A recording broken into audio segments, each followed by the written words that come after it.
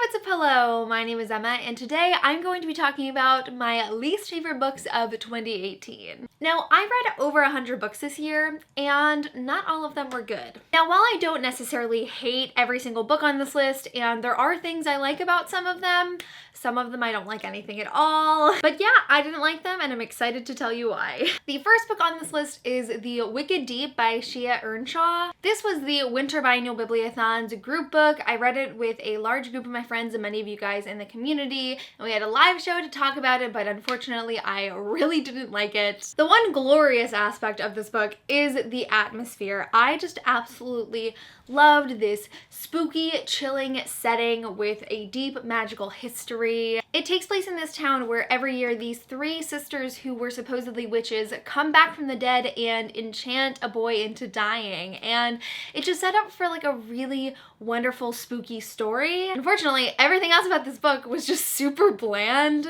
All of the characters were super one-dimensional and unoriginal. There was nothing special about any of them. The romance was really underdeveloped. Like, I'm all for a good paranormal love story, but I can't stand it when like the backbone of the story rests on a romance that occurs for no reason because there's no chemistry between the main couple, and so that was really frustrating. And also, I just thought the book was like really repetitive and boring. I listened to the audiobook version of it, and like every time I picked up this book to listen to it, I just felt like we were having the same conversations, we were going over the same information that had already been revealed, and like there was just no progression. It felt very stagnant all throughout. Additionally, this is a book that has a lot of flashbacks, and I typically don't love a lot of flashbacks in the books that I read. I'm always like way more focused on the present story, but with The Wicked Deep, it was the complete opposite. I was so invested in the story of these three sisters in the past who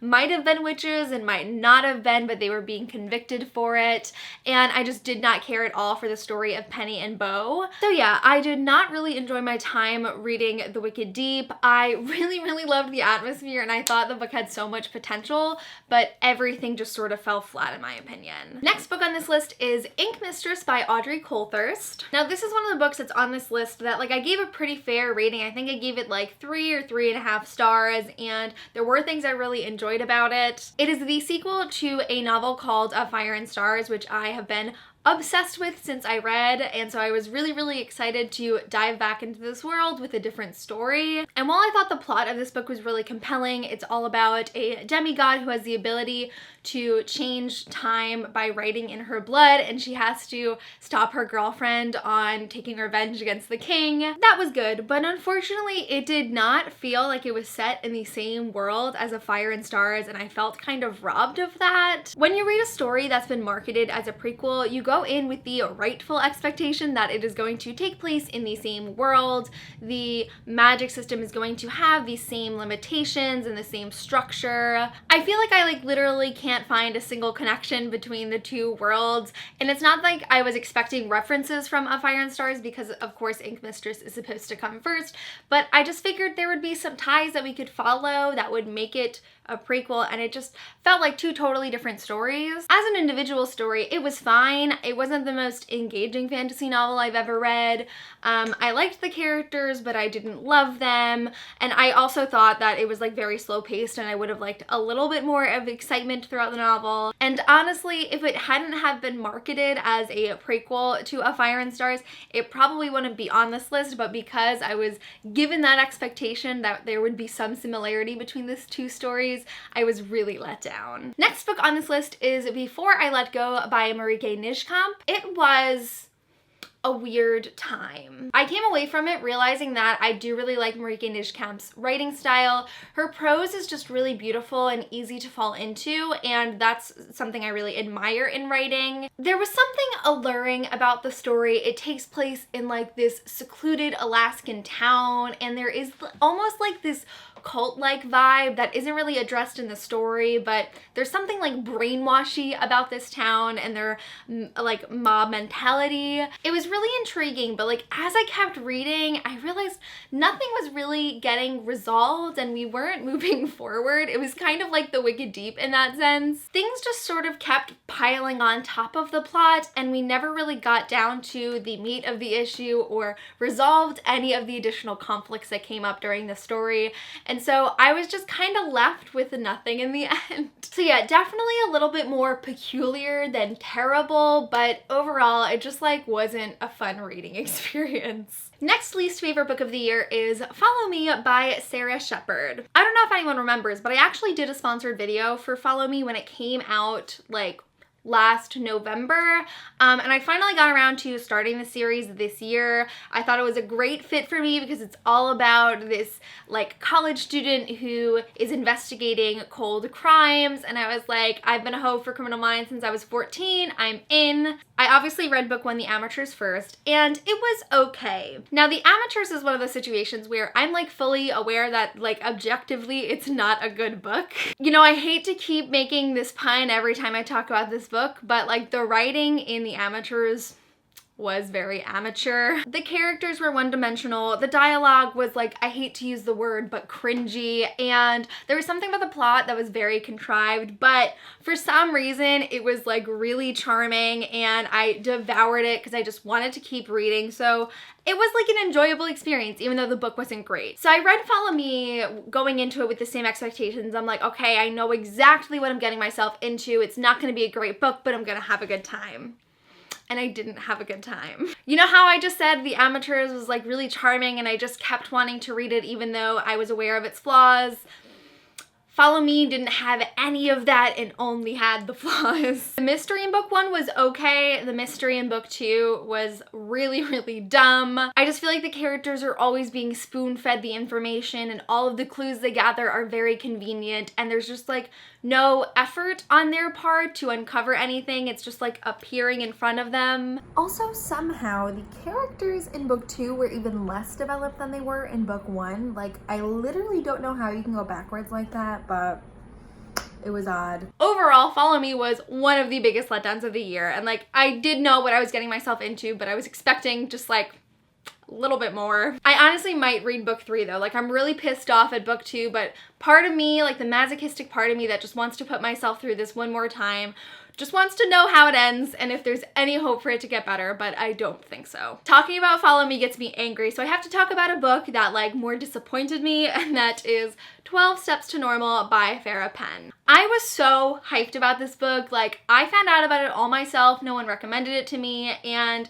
the synopsis really related to me as it follows a teen girl who is dealing with her father's alcoholism, and as my father is a recovered drug addict, like I immediately felt drawn to the story and I was like, I'm gonna see something special. Unfortunately, this book was just like a letdown in every sense of the word, and I had so much faith in it and I wanted it to succeed. I was so ready to like endlessly recommend this book to you guys, and it just didn't happen. The writing wasn't anything special. It was also kind of amateur, but like I could give that a pass because it's a debut. That's not the most important thing in this story to me. I was really hyped for the plot, but everything about the synopsis sets it up as this really like heartwarming emotional story about this girl who is dealing with a father who's an alcoholic, who's let her down time and time again, and she's really resentful of him, and it's gonna explore all of these complex emotions. But the majority of the story was about her friend Drama. Now, there are way too many friends in this story. This girl has like a group of like 7 friends, and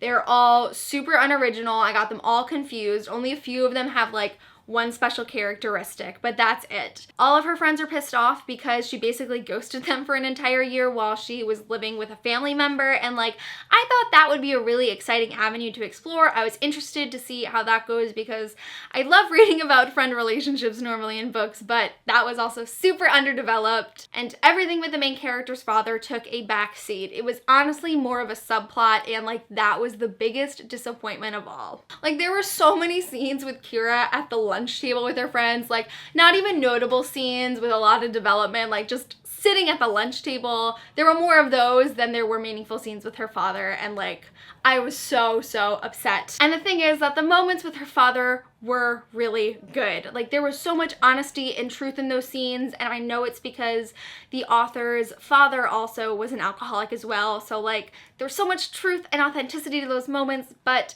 they weren't the most important aspect of the story, and I don't understand why. So much potential, and it just all fell flat. I don't agree with like a lot of the decisions that were made in this book, but that's just life. So yeah, I was like ready for this to be a favorite of the year, but it totally turned into like one of my biggest disappointments. Next book on this list is Let's Talk About Love by Claire Can. I was really hyped for this book because it was one of like the most diverse contemporaries to be published this year. The main character is Black, biromantic and asexual, and the love interest is Japanese, and so I was like really hyped for this cute, diverse contemporary. Unfortunately, the overwhelming feeling I came away with is that this book was such a drag. The writing of this book was probably my least favorite part. It also felt very amateur, underdeveloped, like there wasn't anything special or bright about it. It felt very basic. The author had this really bad habit of trying to convince the readers that their main character was so quirky and weird and adorable, rather than like showing us that. We were just told it a lot. And of course, if you've heard me talk about Let's Talk About Love before, you would know I despised the use of parentheses in this book. I read this novel via ebook on my iPhone, so the screen is not big at all, and ebook pages are very short. And on the majority of ebook pages, and that is not an exaggeration, there were a set of parentheses, or as some people call them, brackets. And I don't know why it was on almost every page. There was one point where the author used like 3 different lines of parentheses, and I'm like, these are just normal sentences. They don't need to be in a parentheses.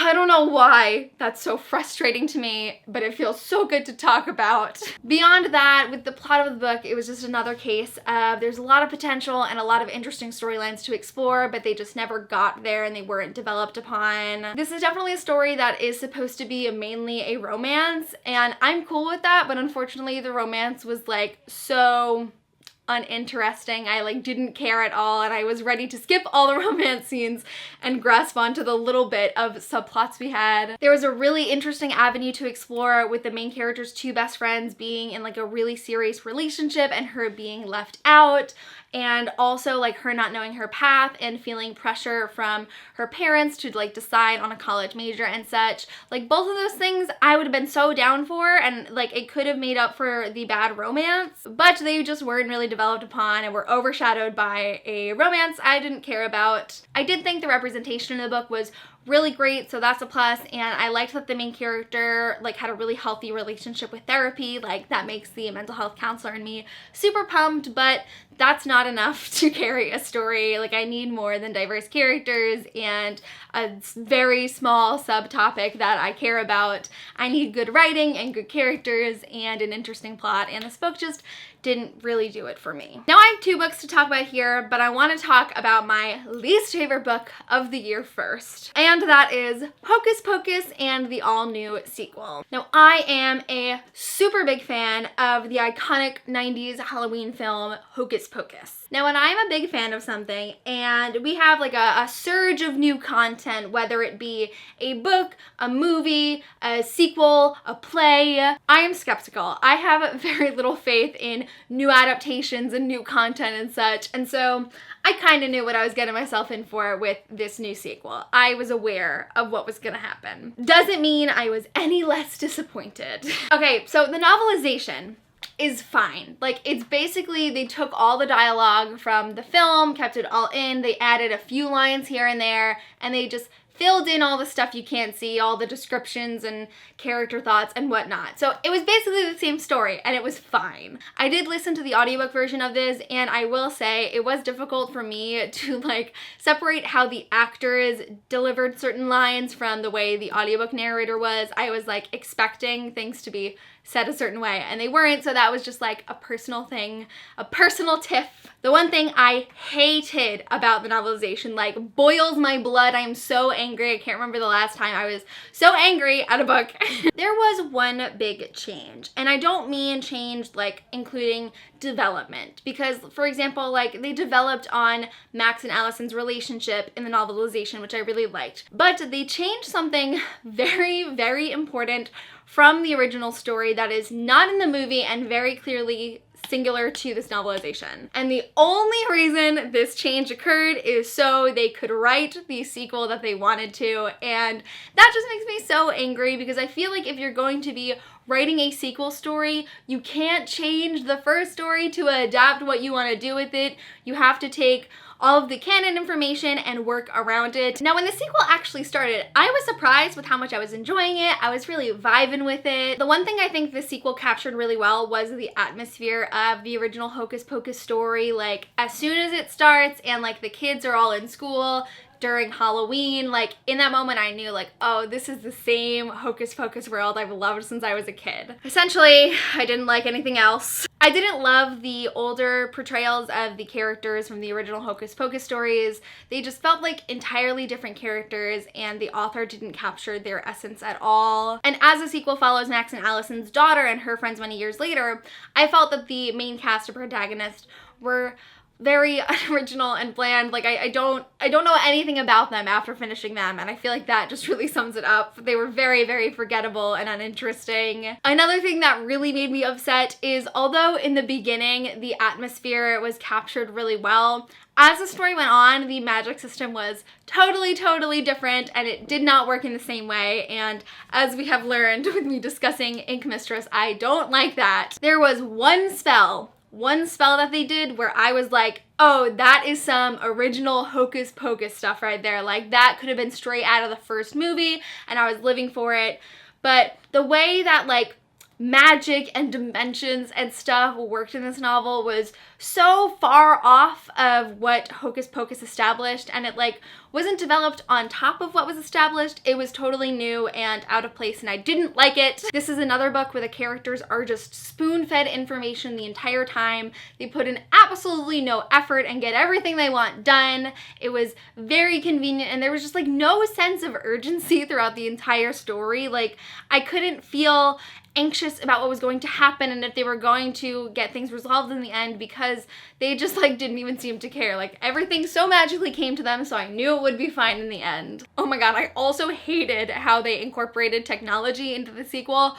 Oh my god, it was terrible. I just feel like sometimes writers don't understand that in order to modernize a story, it doesn't have to be dependent on technology. Technology does not have to play a big role, and 90% of the time when you try to do that, it just comes off really, really out of touch. Overall, this book was very predictable, unremarkable. I did not have a fun time. 0 out of 10, would not recommend. And my final least favorite book of the year is The Last Time I Lied by Riley Sager. Now, I read Final Girls by Riley Sager, I believe last year or the year before, and even though like I didn't think it was the greatest book in the world and I had some problems with writing and structure and such, I had a fun time with it. I'm the type of person where sometimes I really can like set aside flaws in writing and development and such if the story is entertaining enough for me, and like Final Girls had something about it that I really enjoyed. I feel like I'm just getting flashbacks with the amateurs and follow me, because everything I liked about Final Girls was not present in Riley Sager's second novel. I will say I do objectively think that The Last Time I Lied is a better written novel than Final Girls.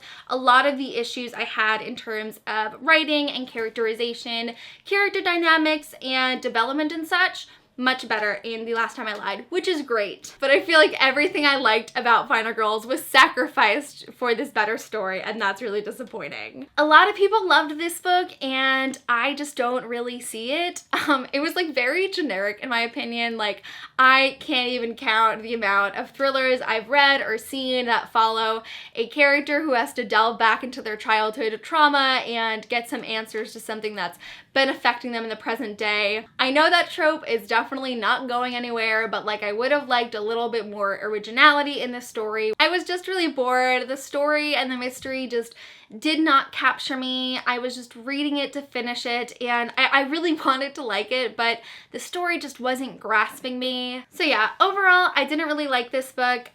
There is like an ending that was interesting and unique, and I really liked it. It was very unexpected, but like I would have liked for stuff like that to happen all throughout the story as opposed to like the last 5 pages. Had a lot of potential, could have gone a lot of different directions, but just did not deliver for me. So that concludes my video on my least favorite books of the year, my most disappointing books of the year, the worst books I read this year, or whatever you want to call it. In the comments below, first of all, don't roast me if you liked any of these books, because we're allowed to have different opinions. That's my opinion! Secondly, let me know in the comments below if you have read any of these books and whether or not you liked them or if you agreed with me, because I'd be really interested to know. And thirdly, let me know what your least favorite books of the year were so I know what to stay away from in the future. But that is it for this video. Thank you guys so much for watching, and I will see you soon for a new video. Bye!